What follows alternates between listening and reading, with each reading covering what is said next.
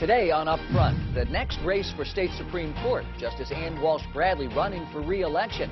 Next, Bradley on relationships on the court today after the incident in which she reportedly felt threatened by another justice. Then, is the Senate really going to lead on right to work? Up Front asks Senate Majority Leader Scott Fitzgerald. And how the next Republican run for the White House is shaping up now that Paul Ryan is out and Scott Walker is all but in. Covering the issues important to Wisconsin. This is Up Front with Mike Goucher. Hello and welcome to Up Front. I'm Kent Wainscott in this week for Mike Goucher. One of the few times we get a glimpse into the inner workings of the state Supreme Court is when one of the justices is running for re-election. And this is one of those years.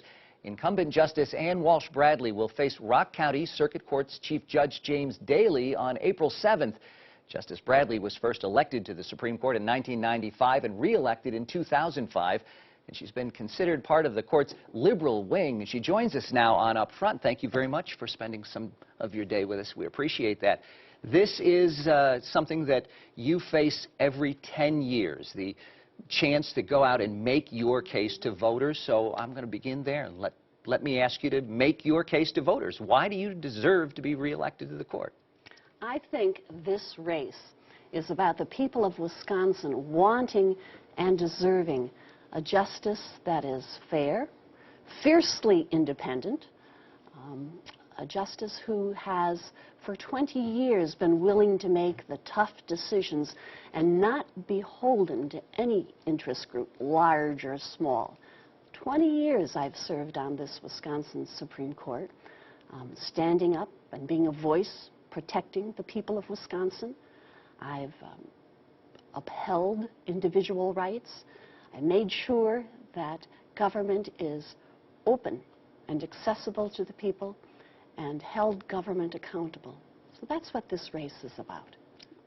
Voters really don't know a lot about the court. They see the end result of your work, the court's rulings and decisions, but there's a perception about the court in this state, and in many cases that is that it's dysfunctional, that people may expect that there are philosophical differences, but not necessarily personal conflicts, and you were at the heart of one very high-profile personal conflict in which you say you were physically threatened by another member of the court, Justice Prosser. I want to know what you have to say about that now, and what's your relationship like with Justice Prosser?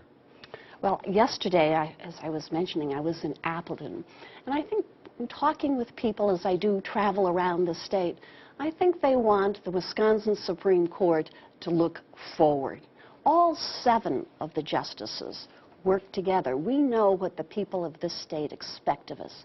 This past week we had oral arguments. We listened to the argument. We have questions and exchanges, not only with the litigants and their attorneys, but we then go to the conference room and discuss the cases, and we discuss the cases in a very civil and cordial way. Now, these cases involve tough issues. I mean, these are serious issues, so it's not as though this is something that we take lightly, and sometimes very important issues that we believe in and are tough issues. But at the end of the day, I think all 7 of us know that not only can we do better, yes, we can do better, and all 7 of us are striving to do better. So you don't agree with that perception that the court is dysfunctional, that there's just a poor chemistry among the justices? Look, as I said, we deal with tough issues. And any group that deals with tough issues, any court that deals with tough issues that affects the lives of so many people, there's going to be a give and a take, and sometimes a very strong interchange. But strong interchange does not equate with dysfunctional. I know, as the other justices know, that we have room for improvement, and all 7 of us are striving to do better. Let me ask you about this upcoming race. We have seen, it's a nonpartisan election, technically, right, but there is a lot of outside money. There is a lot of campaign dollars that are spent if this follows the pattern of recent Supreme Court races in this state. How do you expect this to play out?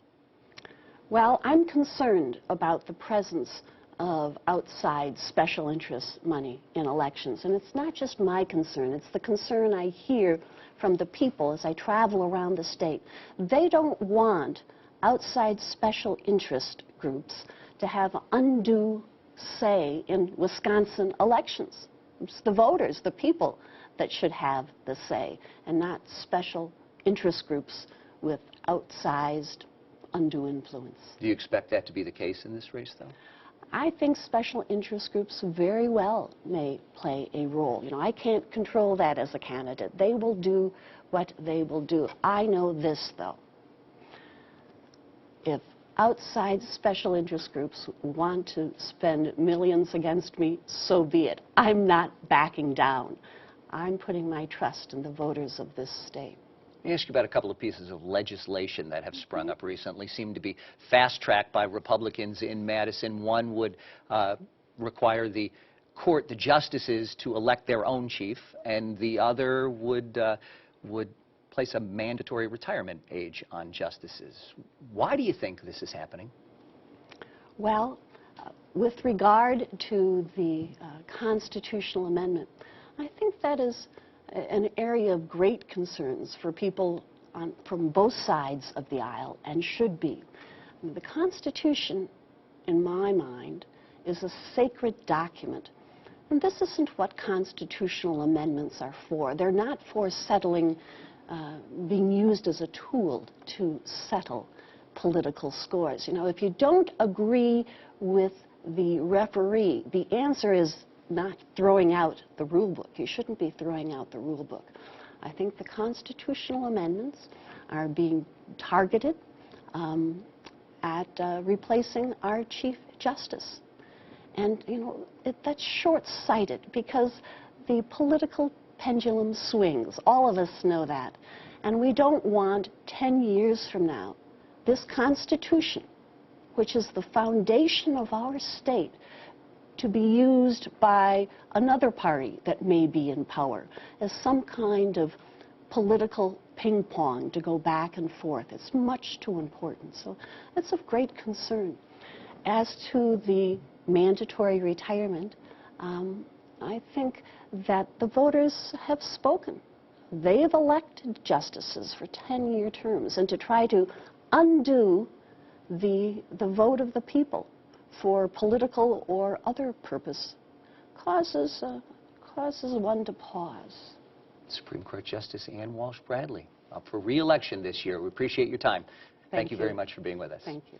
Governor Walker has called it a distraction, but some state lawmakers aren't listening to him when it comes to right to work. So where does this stand in the chamber that's expected to go first on the issue? I'll ask Republican Senate Majority Leader Scott Fitzgerald when Up Front continues. Up Front with Mike Goucher, brought to you by the American Transmission Company and the Wisconsin Corn Growers Association.